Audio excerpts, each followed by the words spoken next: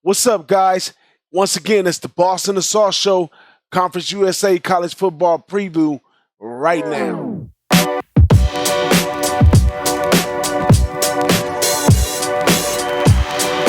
Hey, welcome back, everybody.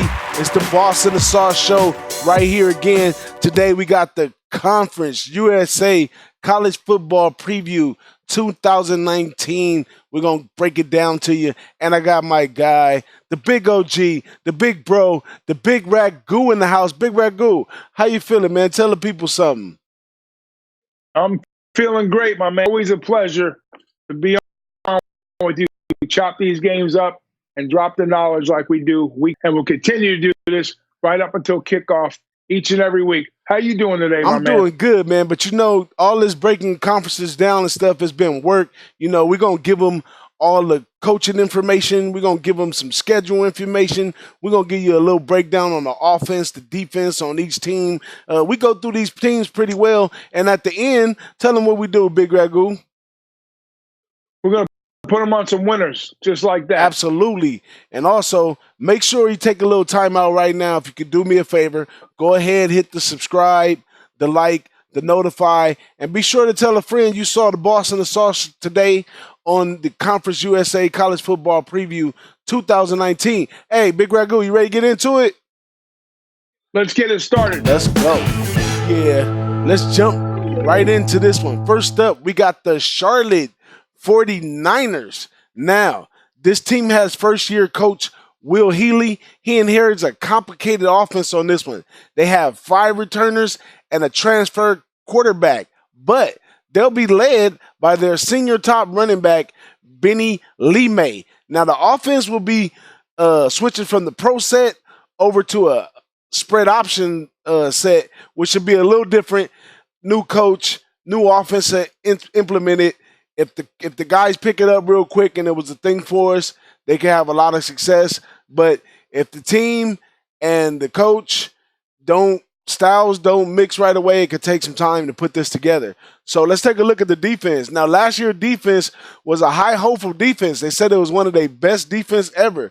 And despite the 5-7 record that they had last year, the defense still only allowed 26.6 points a game, which is decent for a defense with a bad offense in front of them. This year, they should be able to trim that down a little bit, being that the offense should be on the field a little longer than they were last year. Now, they also returned 7 on this defense, and with the potent offense, I believe in this team right here. Now, 5-7 last year, and looking at their schedule from this year, I'm not sure what to give them. So I would definitely say the new coach would come in there and definitely win 1 or 2 games more. So I would say 7 max, maybe 6 wins, but we could have another 5-win team here, depending on if the offense and the coach, well, and the defense too, all blend in together to get things done. Let's take a look at that from my man BigRagoo's point of view. Yeah, Charlotte last year, like you said, 5-7. New first-year coach. He's from Austin Peay, which, you know, he had a losing record over there also. But it's kind of like you said, you know, I think they might move forward a little bit coming out for the talented core that they have. You know, the defensively, they weren't too bad last year. They did play they played 2 Power 5 teams last year, and they got walloped 125-21 outscored there. So, you know, when they stepped up to play the bigger teams, it showed up there. This year they go and they got to go to Clemson early in the season and play Clemson. So that's probably going to be a real ugly game for them. And then they come back home and they face Florida Atlantic. So, I mean, there are some bright spots. Like you said, the running back, Benny Lemay, he was the second in the conference overall, you know, and they got a pretty good offensive line returning.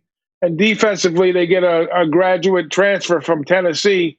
His name is Manguel Osborne, and he's a top 3-tier defenseman. So that should strengthen them on defense a little bit. And I got them looking at probably around 4 to 5 wins in this conference. Because, I mean, this conference here, there's a lot of parity in the conference. You have a lot of top teams, and you have some mediocre teams. And then you have some teams that are really bad. Charlotte's a lot better than they look on paper, but they're probably going to be like a bottom third tier team in my book. So I'm probably looking at probably like 4 or 5 wins. Uh, they got a predicted 3-9, but I'm thinking maybe 5, maybe 6 if they get really lucky and steal one of those out of conference games early. What you think? Absolutely, BigRagoo. I guess we're around the same page right there. Let's go to some quotes out the Lindy magazine, and this is from Coach Will Healy himself. He said, "I'm very proud of the way our players have handled the new staff and all the transitions that we've thrown at them." So that's kind of a common comment for a coach to say, coming in, kind of changing things up. So it's kind of modest right there.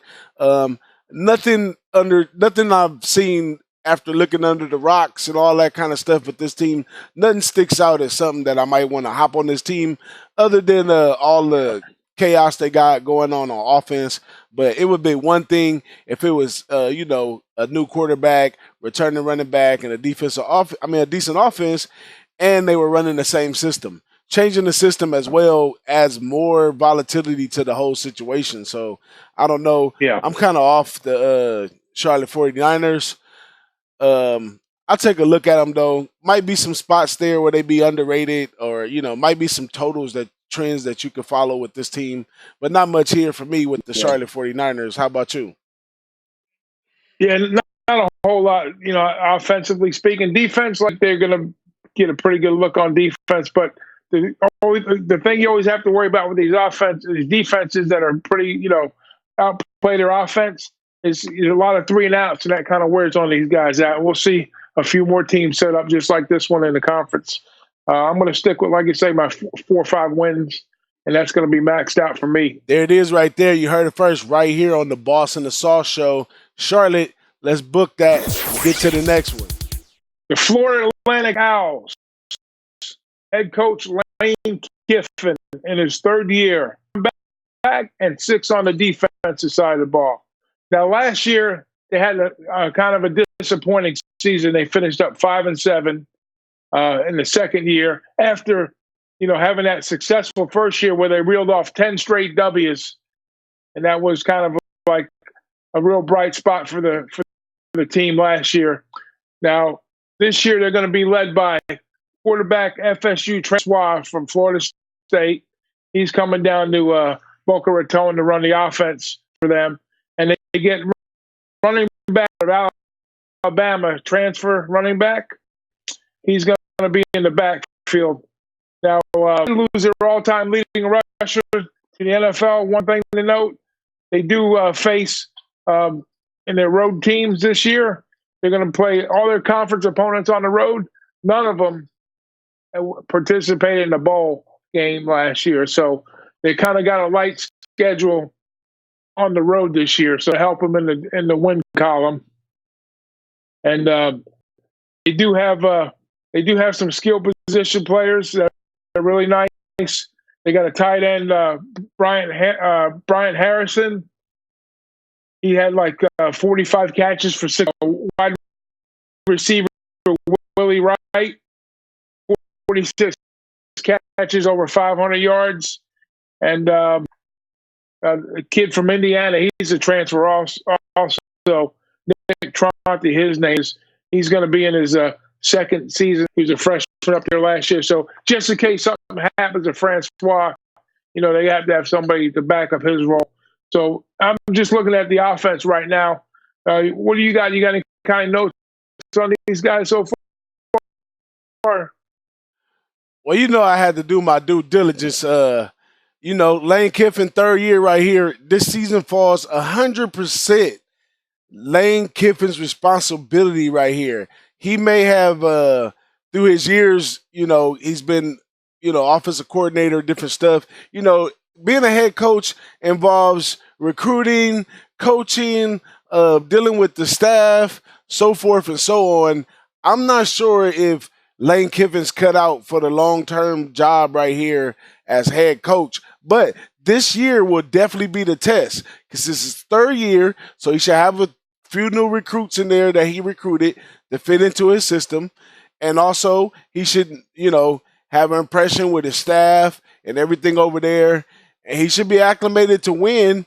Because when he came into this conference, he came in doing his thing. So he should be acclimated to jump right back to winning if this is where Lane Kiffin's want to be and he's comfortable. But I'm not sure about that. Lane Kiffin may want to go back to the NFL, if you ask me. I'm not sure. But the offense is going to keep Lane Kiffin busy off top. He got Francois. He got the running back coming over there. And I think he also has a few returning linemen over there. Well, so the offense, and he's an offensive guy. So, the offense should be looking good off top just with the hands he's dealt right there. But this defense sees another defensive coordinator this year, and they returned 6 starters on this defense who gave up 31 points a game in 2018. Now, if this team does not do any better than the 2018 team with the 5-7 record, Kiffin's seat will definitely be heating up, guys. But they were like near the bottom overall, and they bring a new defensive coordinator, like you say. The guys from Charlotte, the competitive school, and over there they were somewhere in the middle over there too. So even if they play up to Charlotte standards, it's got to be improving from what they did. But Florida, they have a lot of athletes in the state, and like we've mentioned this before. The kids that don't go to the bigger schools, they wind up going to the FAUs and the USFs and those type schools like this. So they got athletes. They just need to be coached up a little bit. And like you said, Lane's more of an offensive guy, quarterbacks guy, so he's going to need some help there. So we'll see, and we'll see how they start off. And I have to agree with you there too. After that fast start that he had, and if he takes a step back, because he does bounce around. He's been from school to school to school. So we'll see what it winds up to. I'm thinking more or less somewhere in the realm of like 7-5 for this squad again this year, possibly. I don't see him going nowhere near the top. Maybe just real close, but not. I see him in a bowl game, but I don't see him in a big bowl. Yeah, I think Lane Kiffin on the long stem of things may be one of those kind of mediocre guys. He kind of needs the rah-rah, the staff, and all that type of support for him to achieve the goals that he wanted to achieve. When he first got here, he most definitely had the goal to get some wins right here, and he got that. And then last year, I marked him in to having a good season, as much success as he had last year. But he didn't show up at all, and when things got bad, he kind of folded his hand a little bit. So I'm not sure how enthused he is on being the coach of this team, but we'll look into that further going on, through the year and some more. Hopefully the guy doesn't want to be there and it's something that we can hammer. But what you think? Any last words on that team, BigRagoo? Yeah, I mean, they came up with a big swing and a miss and a big disappointment last year. So that wasn't a good look on his part, especially coming out of the gate like he did. We'll see. Maybe Francois will help him out there. And he's definitely going to need the help on the defensive side to accomplish his goals. So we'll see. Like I said, I'm looking at maybe 7 wins, bowl bound. If they get lucky, maybe they scratch 8, or maybe they go 6-6. We'll see. Hey, we'll see what it is, man. It's the Boss and the Sauce show. We're going to stay tuned when it comes to FAU in the Conference USA Football Preview 2019 right here on the Boss and Sauce show. Next team.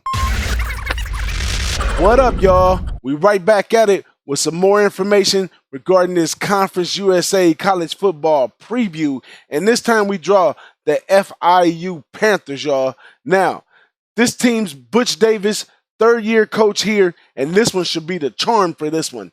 He gets an offense that returns quarterback James Morgan, who led the offense to a 34.6 a game in 2018. Now, Morgan is along with a good O-line, some standout wide receivers, and this should be lighting up the red zone like crazy in 2019. Now, the defense is stacked with 7 returners, 4 in the front 7, 3 in the secondary, and this group should be jailed and ready to go in this one. They have a dual defensive coordinator tandem, Jeff Kopp and Gerard Curse, And with that magic all put together, this team looks very promising right here. Now, Butch Davis has a great group that trust and believe in the system that he has. He has a great bio. So therefore, of course, young kids want to go where he been, do what he did. They respect the guy. They give him his lane. And now they paying attention, and they might be out there to get that money this year.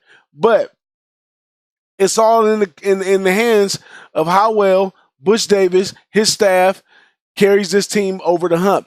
This team right here could have a bright future real fast. They could be top 25. They could be top 10. We don't know. But I definitely like this FIU team this year, and I expect big things out of them.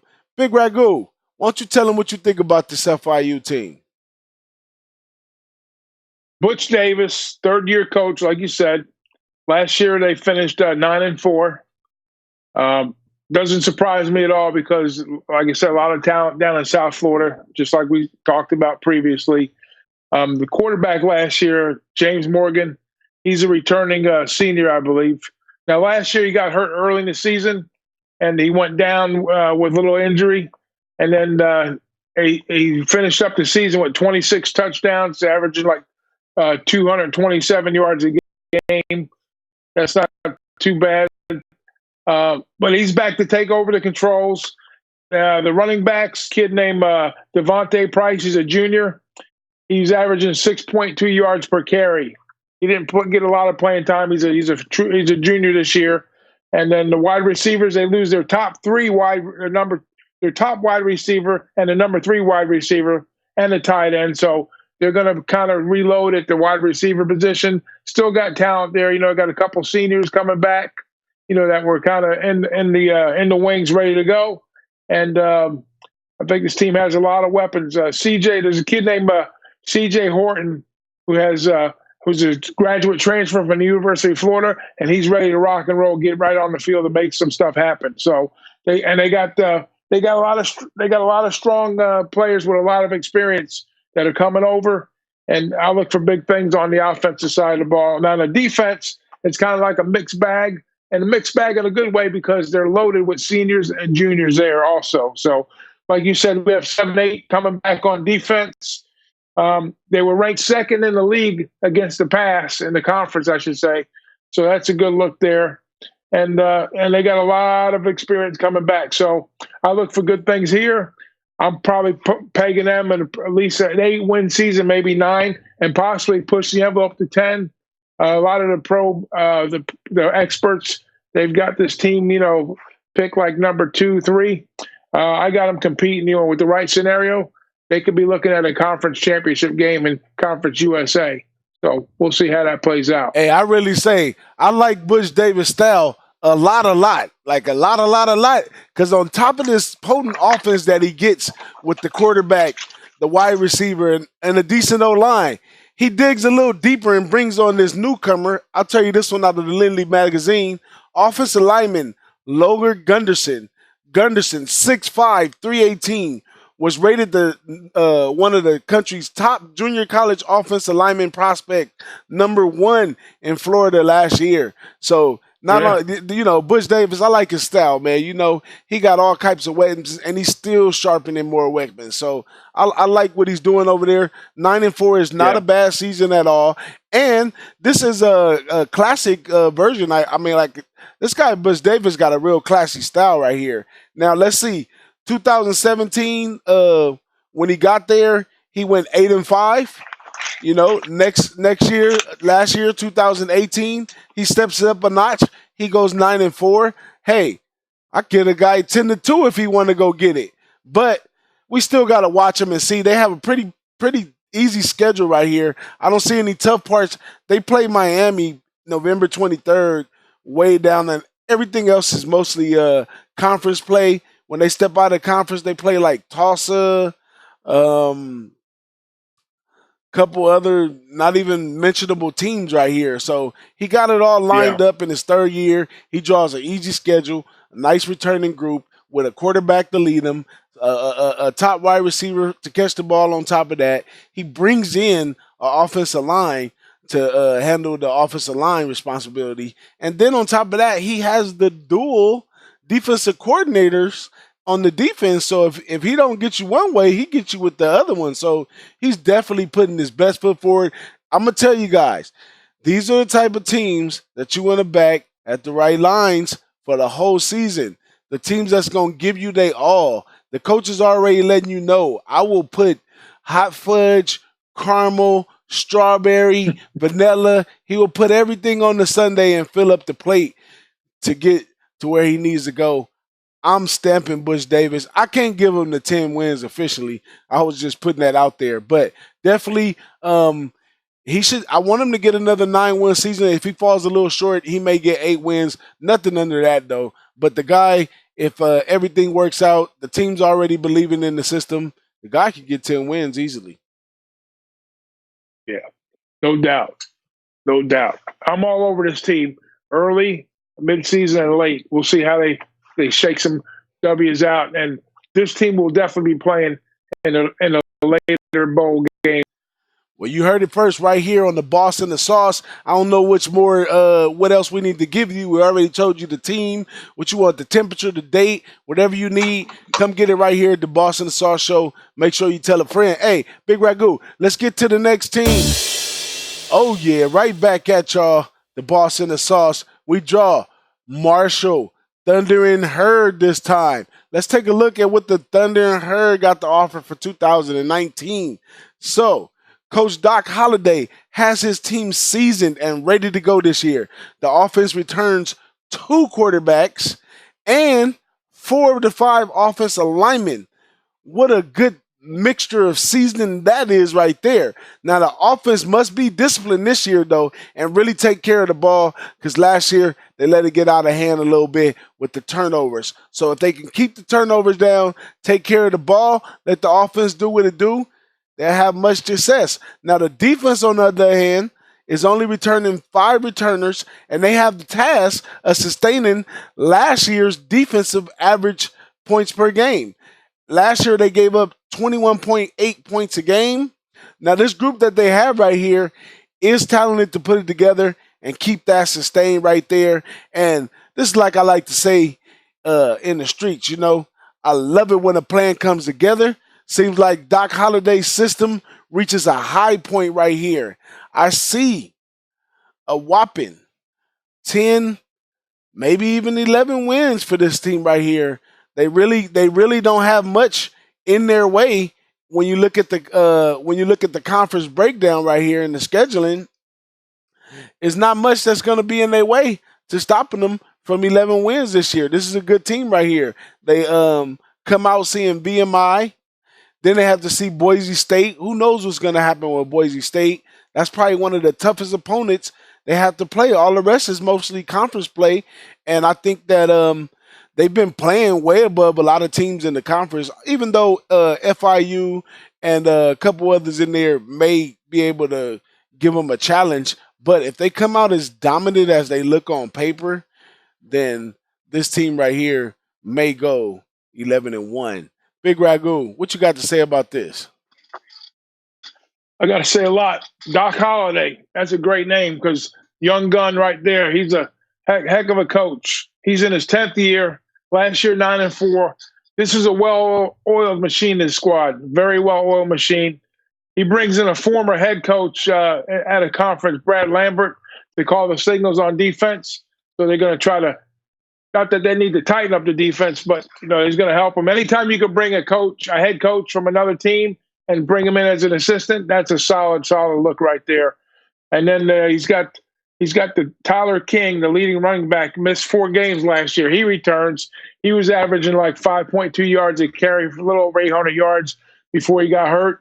And they did lose 4 prospects at the NFL draft last year. And the quarterback play, like you said, it was maybe a little soft, but with the 2 quarterbacks, fighting for that position, I think they should get a lot more production out of the quarterback. But even so, like you say, last year we finished up 9-4, close to the top of the conference, and they're probably going to be in that same type position to roll with these teams. I'm looking at the schedule like you were bringing up. There's probably like 1 or 2 games that might be marginal.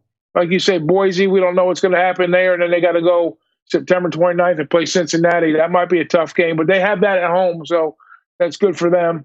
And then at the end of the season, they finish up with FIU at home. So any tough games they got to play, they're playing them at home, and they got some cupcakes and some softer games on the road. So you could be very well looking at a 10-win season for this team without even thinking about it, and maybe push 11 possibly. Who knows? On the defensive side of the ball, they've got seven out of 10 tacklers last year.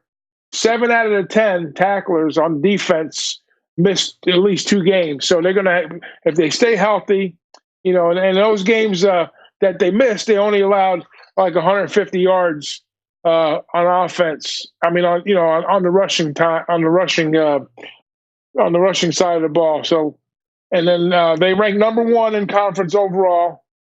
And then basically they look to do the same thing again. After they had a little light in the quarterback. They were 6-0 in bowl games in the last 6 years, and I think more of the same is going to come about for this Thundering Herd team late in the season. Well, you heard it right here on the Boss and the Sauce. My man, the Sauce is jumping in and out because he's giving out so much information right now. But let's take a look at this team from last year's perspective, and let's take a little dive into the 4 losses.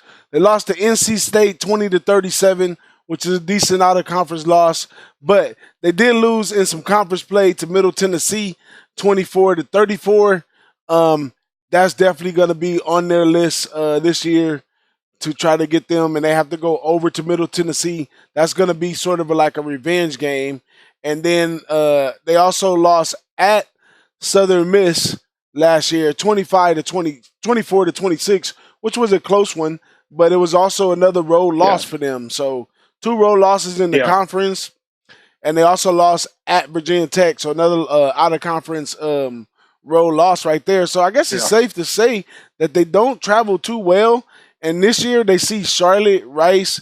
They have to go to FAU, and they have to go to Middle Tennessee, and they also have to go to Boise State. So Boise State will be a nice test for this team right here. And if they can pass that Boise State mark right there, oh, they wide open to 11 wins right there. But any last words on this one, BigRagoo?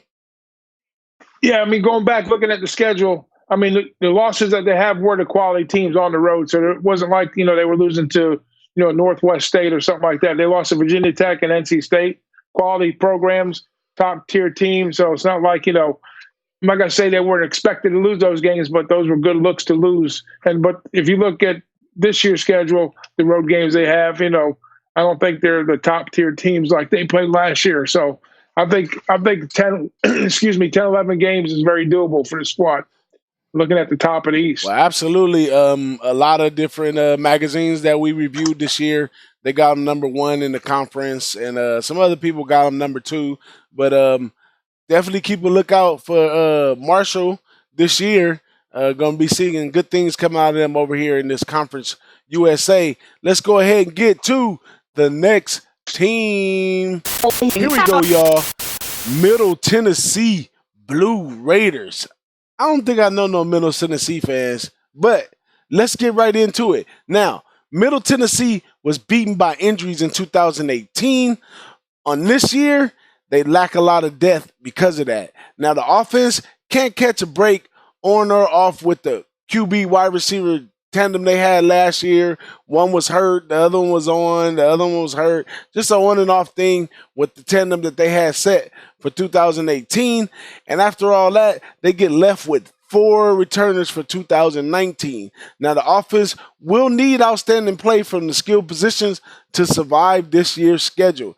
The defense will have to win games this year for sure. The defense is going to represent the whole team in this one. Now, the defense will be led by 5 seniors in the front 7 who should do well under the headsets of defensive coordinator Scott Schaefer. Now, Middle Tennessee will have a tough first 5 games, seeing Michigan, Iowa on the road, and also seeing Marshall at home. I see them coming out 2-3 in the first 5, and then win about 5 games in the conference and get 7 games for the season for the Middle Tennessee Blue Raiders for me.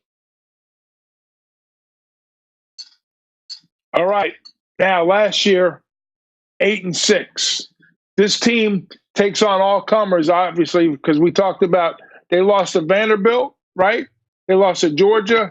They lost to FIU. They lost to Kentucky. And they lost to App State and UAB. All tough teams. And this year, like you said, they opened with Michigan. They played Duke, Iowa early in the season. So they could very well lose a couple, 2 or 3 games right there. But they did go 7-1 in conference last year after the 8-6. So I think they might have done themselves a little bit right there, going 7-1 in the conference. They lose 4 starters on the offensive side. They lose 4 4-year starters on the offensive side, and one of them is the coach's son was a quarterback, Brent Stockwell. So they got a sophomore quarterback coming in, Austin O'Hara. He will be called on as a first-year starter this year, a sophomore. And then they has a number 2 receiver stepping up, Ty Lee, who averaged like 12.1 yards a catch at 955 yards. Good look right there. And the O-line might have a few issues. They got out of conference. They gave up way too many sacks in out-of-conference games, so they got a little bit to clean up there on the offensive side of the ball.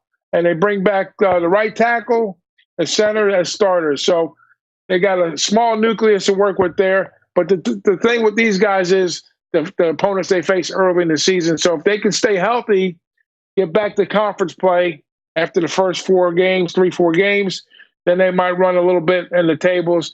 I do see a little bit of drop off for them because 7-1 in conference last year, that's pretty darn good. Maybe they wind up somewhere in the neighborhood of, like you were saying, 6 wins. That's what I got them pegged at, like 6 wins, 6 losses. I think they overperformed a little bit in conference, and I see a little bit of a drop off this year for this team. Well, they definitely got some revenge games in the conference. We already talked about that for sure with Marshall. But just to note from the Lindley magazine, top newcomer quarterback Randall Johnson with the Blue Raiders looking to replace Brent Stockstill. Johnson is arriving at an opportune time. Johnson is a 6'5", 235, boosted his completion percentage from 62.7% and rushed for 797 yards last year at Readily in California, a junior college, and he arrived in the summer over here with this group right here. That's mostly all I can say about this Middle Tennessee team. Schedule kind of locks them in, is gonna predict, everything basically at this point. The schedule that they got right now is going to put them in a position where they're going to have to perform in the conference play, and they're going to have to win some games on the road. They want to be anything better than 7 or 6 wins, like BigRagoo said. Yeah, no doubt. I mean, that schedule is going to either toughen them up or break them up early in the season, just to kind of get their season going out of the gate. So I look for this team, like you say, around 500 ball, 6-6. Stay healthy, and then win some key games, and play a nice little bowl game in middle part of December. There it is. There you heard it first, right here on the Boss and the Sauce Show. Don't forget to subscribe, hit the notify, like, leave a comment, and also tell a friend, because we on and we got more coming. Y'all stay tuned. Here we go, y'all. Right back at you. Conference USA College Football Preview 2019 up. Now is Old Dominion Monarchs. Now, let's go through this team right there. It's a system, not the players, as Bobby Wilder reaches his 11th year here in Norfolk, Virginia. Now, despite each year's changes, Old Dominion continues to commit to a 5-win season, minus the 2016 season where they won 10. Now, the offense will be full of surprises, starting a few freshmen and led by running back Keenan Strong. 30 points a game will be a challenge in 2019. Now, the defense is full of youth with 8 returners, but no seniors at all. Last year's defense gave up 35.9 points a game. In 2019, this defense should be able to cut that by 3 to 5 points, maybe giving up about 30 points a game. So this boat right here got 2 holes in it and a bunch of deckhands running around. A 5-win season will be a nice step for this team right here in 2019. Let me see what my man BigRagoo has to say about this team. Yeah, you talked about the system, DJ. Head coach Bobby Wilder, his 11th year. So even before they started playing FBS ball, they were playing the FCS and then a little bit of Division II ball. So, anyways, it's an upstart program, so to speak, when it comes to Division I, a bottom tier team, dead last in the conference on defense. A few bright spots here and there. They did one bright spot last year. They wind up taking out in a big time upset. They beat Virginia Tech in the fourth game of the season, 49-34. And in that game, a walk-on quarterback, Blake LaRusso, when they benched the starting freshman, or they start Steve Williams. They benched him, and LaRusso came in and racked up like about 400 yards of offense against the Virginia Tech team. So that's like one of those scenarios where you prep for one player and they throw something else at you, and guess what? You wind up getting caught off guard. So they surprised in that game. 4 wins and 8 losses last year. They bring in a new defensive coordinator from ECU. He runs a 4-2-5 base. Hopefully, it should help that defense out because they were ranked like 124th in the FBS last year. So that's not a bright spot for them there, but they do have a couple of wide receiver transfers coming over, and they got 20, and they lost 21 seniors last year. So it's definitely rebuild for the squad. I see maybe 3 wins, maybe 2 wins even for this team coming up. Now, this is something that me and my alumni connection that we mention a lot, and that's schools that's just not set for their program to be number one. Like he said, he's a UCLA guy, so he said, at UCLA, a 10-2 season is right next to winning a championship because the school is not set up just to be out there winning championships in football. They got academics, they got all kinds of other stuff. You look at a school like Old Dominion right here. Now, like we said, this guy's been there 11 years. My book, my Phil Steele book don't even go back 11 years. It goes back 5 years. But let's take a look at his last 5 years and try to figure out why is this guy still here. Now, in 2014, he went 6-6. 2015, 5-7. 2016, he had a whopping year. He went 10-3. But even on that 10-3, there's not many teams in there you could say that he upset or really showed out against. He really just kind of ran through the conference that year. So then he turns around the following year, comes out 5-7, and then last year he's 4-6. I mean, if this guy's been around here for 11 years and his seat is not hot at this point, then they don't really give too many hoots about what's going on the football field at this college. They got other things to worry about.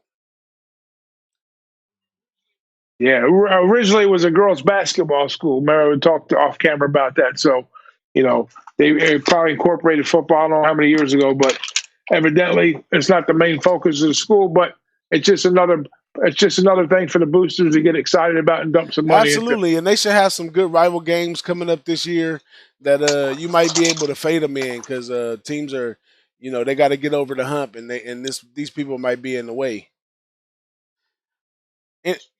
Exactly. Like a speed bump. But that's it right here for Old Dominion on the Boss and the Saw Show. We're breaking down the Conference USA College Football Preview 2019. Let's get to the next team.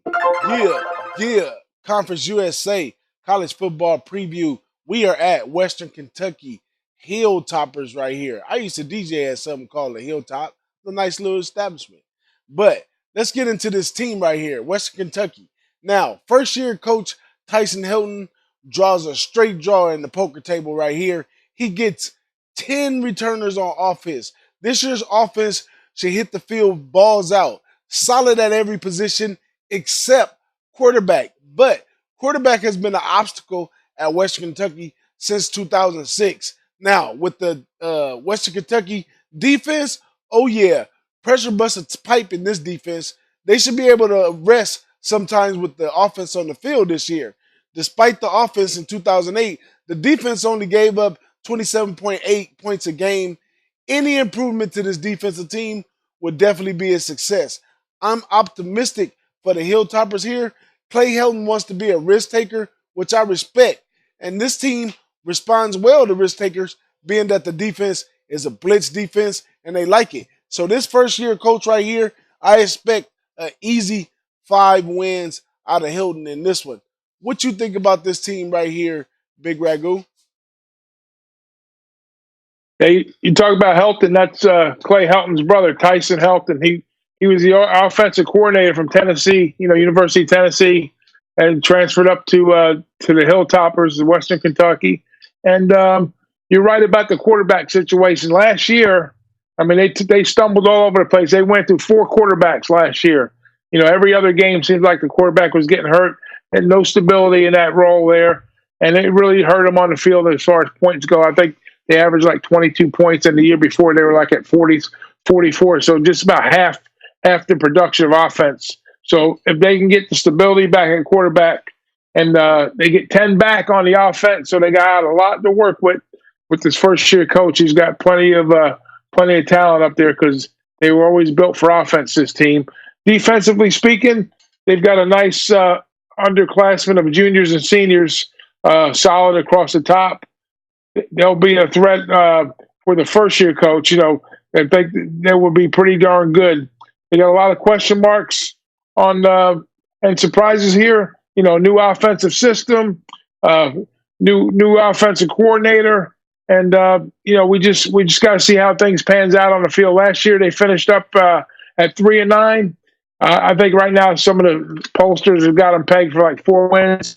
The same production last year, 3-9, 4-8. I think they might outperform that a little bit more. I'm looking at maybe 4 to 5 wins in my book. Well, what I see right here, man, I kind of like the coach's style 100%. He's absolutely a risk taker. But when you're dealing with a team like this, being a risk taker could lead you right back to 3-9. Now, let me quote the coach right here out of Lindley magazine. He says, if I'm going to be criticized, I want to be criticized for dang taking chances and trying to make plays. I don't want to be criticized for being conservative. So he's definitely saying that, hey, he's ready to step out of the box. This team, like I said, the defense is a blitz-happy defense. So that's stepping out of the box. That's what they like to do. If it works, if it meshes together, they may get 7 wins.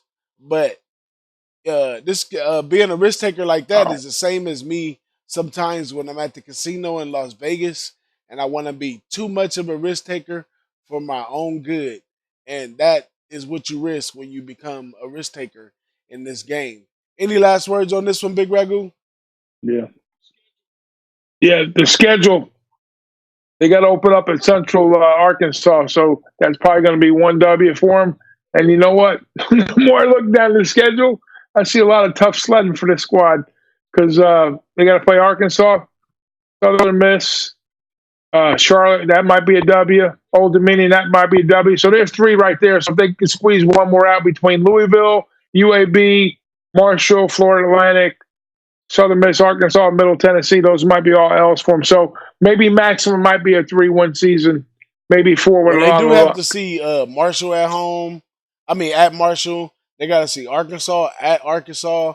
They also got to see FIU at FIU. So, yeah, there's some tough spots in there for them on this one. I'll just wait and see on this Western Kentucky team.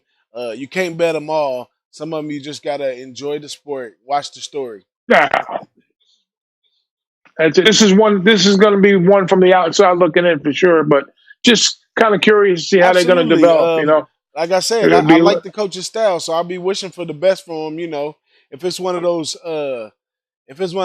must play games on a Saturday or something for whatever situation, I'm willing to give a good study for or against this Western Kentucky team. But hey, that's just me. And this is the Boss and the Sauce show. I'm the boss, and that's the sauce. And we just gave you Western Kentucky Hilltoppers. Let's get to the next team. Yay! Hey, it was a long road through this Conference USA conference, but me and my man BigRagoo, we made it. How you feeling, BigRagoo? You tired? Man, my brain is fried right now because I never seen so many bad teams in one spot. But anyways, now we get on to the good stuff. We're going to the top, right? We're going to break down the top 3 teams in each division of the conference, and then we're going to highlight a couple games that we're going to put people. So let's jump right into it, man. We ain't got no time to waste. We got more conferences to go. We moving over into the MAC, the Pac-12, the SEC. We got more stuff coming, the SWAC, some fun stuff for y'all. But let's jump into your top 3 on each side of this conference right here. Now, we just went through the whole Conference USA. Let's go with the east side first. I'm going to give y'all my top 3. It's not nothing very complex, and it's also in order. I'm going to give it an easy. Marshall at number 1, FIU at number 2, and I'm going to jump the ranks a little bit, and I'm going to put Western Kentucky in my number 3 spot. What you got over there on the east, BigRagoo? I'm going to go with, I'm going to take the FIU Panthers number 1. I'm going to take Marshall number 2. And I'm going to take FAU Owls number 3. Okay, FAU Owls. So you got a little faith in Lane Kiffin over there, huh? Yeah, I think Lane will probably slide in the 3 or 4 spot, but I think he's just a little bit better in Middle Tennessee. So I'm gonna let him stay put at number 3. Well, I'm always keep a little something on the dog, and I'm hoping that Western Kentucky jumps rank for the number 3 spot. But let me jump into my West pick. Now on the West pick, it's kind of open shut case. When you're looking at Louisiana Tech at the top with my boy Holtz over there, but in the number 2 spot, I like to put UAB in that spot right there. And then in the number 3 spot, I like Southern Mississippi. How about you? Wow, you eliminating the Mean Green altogether, huh? Taking them out. I like the Mean Green, but I'm not going number 1. I'm taking UAB. I'll tell you why. Because the 4th-year coach, at the first year coming back, they won all those games, and then it's basically a time for this team to shine. Even though they did get their first Conference USA championship last year, I like them to repeat to get back there again.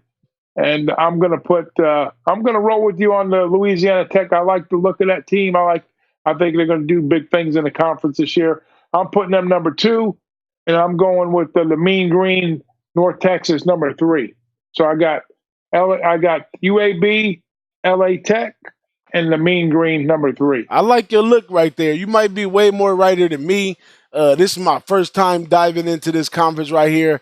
I usually play a few games here and there with these teams, but this is not one of my normal conferences.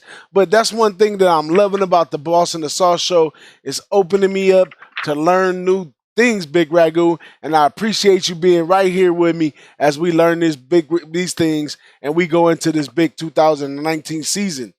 But I'm looking over what the lines got out. They got the lines on about 5 games in this conference. One is just a total. Let's take a look at this total right here. And this is going to be on Friday, August 30th. Rice versus Army. The total's at 50.5. What you like right there? 50.5. Wow. I said Rice scored like the worst in the league. They score like 11 points a game.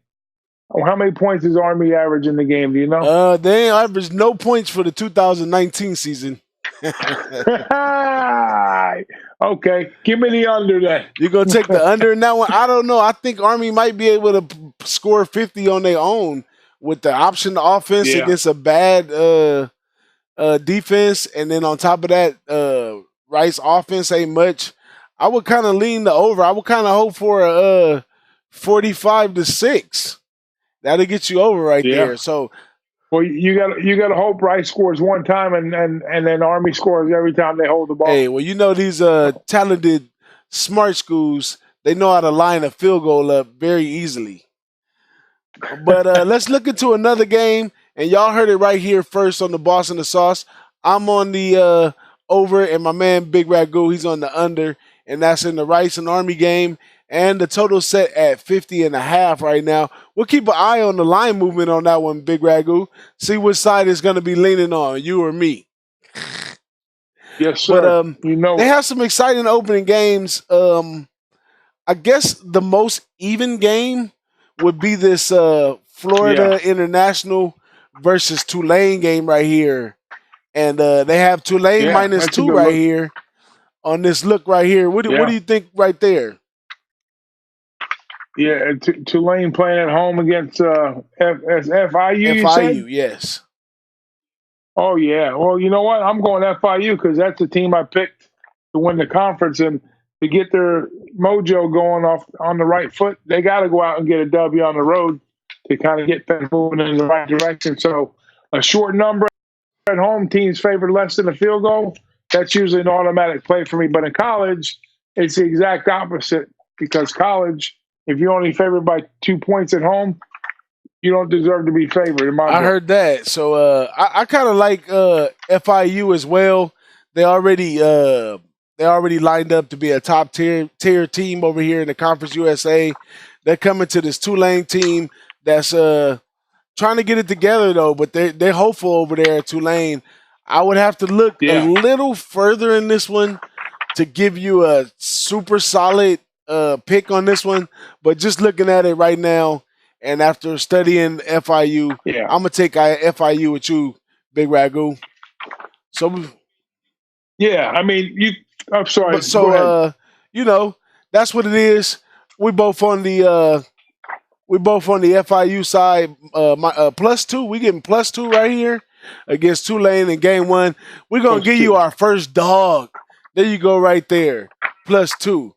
But I'd also like to note, I got to give a lot of respect to the Conference USA when it comes to some of these teams and some of the teams that they play. Just in the first week, we have Middle Tennessee playing Michigan. We got Louisiana Tech playing Texas. Rice and Army, we already talked about that. And Tulane and Florida International. Those are nice matchups for week 1. I had to give them their props, coming out of a conference like that and stepping up to some of those teams, which on those other teams' protocol, they're looking at them as a pushover or an easy win. But these guys going to go put their neck out there and play that game against these guys. Shout out to them in the Conference USA. Any last words about the Conference USA? Absolutely. No, sir. We are ready to move on to the next one. And I wish these guys a lot of luck playing in the upcoming season. So just make sure, don't forget to tune us back in every week. We're going to keep right here on the Boss and the Sauce Show. Y'all know what it is. And also, I want to give a shout out to all my new subscribers. I don't have a list of you all. I would give you a nice roll call list. But I want to give a shout out to all those that's commenting on the videos. I appreciate those comments. I appreciate those subscribes, those notifies, and also like the likes as well. So we appreciate y'all. We hope y'all appreciate us. Thank you for listening to us. If you're in the chat with us, thank you for chatting with us. And if this is your first time looking at the Boss and Sauce Show, make sure you come back and get some more good information.